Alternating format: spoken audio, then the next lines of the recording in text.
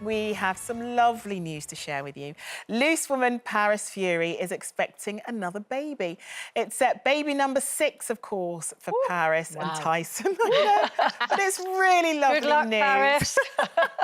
And no doubt she will give us the deal and exactly what's going on and tell us all about being pregnant with number 6 when she joins us on the show next week. So huge congratulations. Bless those two. But it's not the only good news. There's another new addition to the Lees family. Frankie, would you care to share?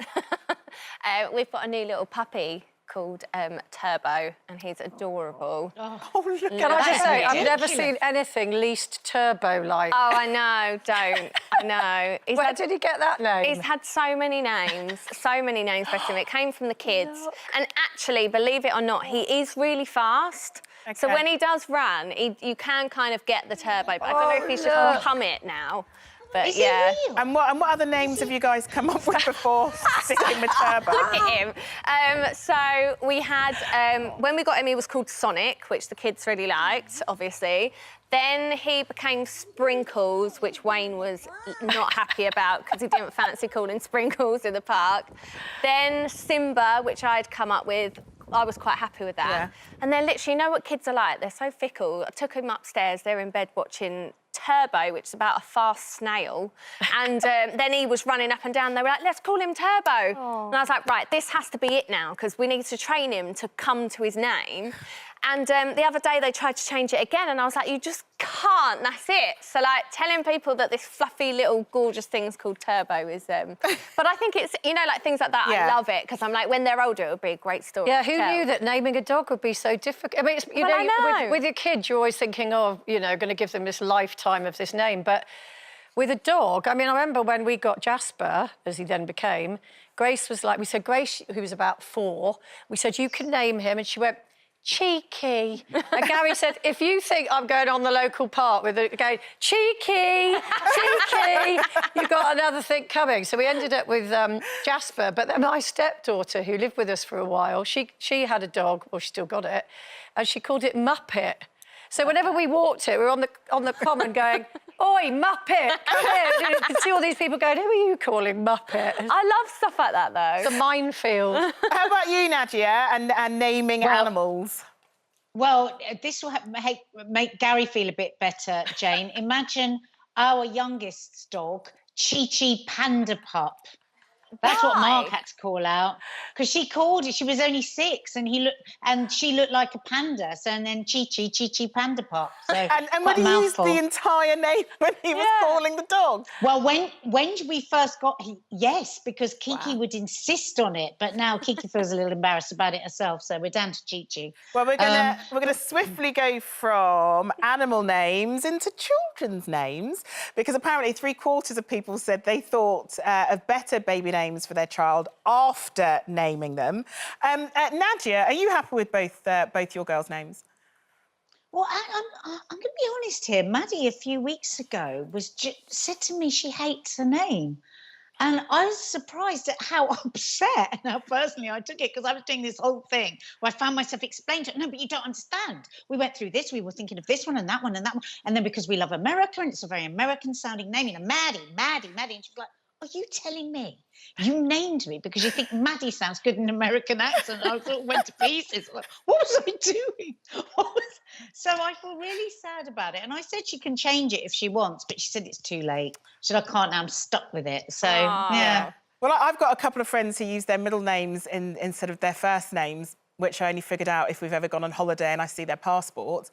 But I know within Caribbean culture especially, we have pet names.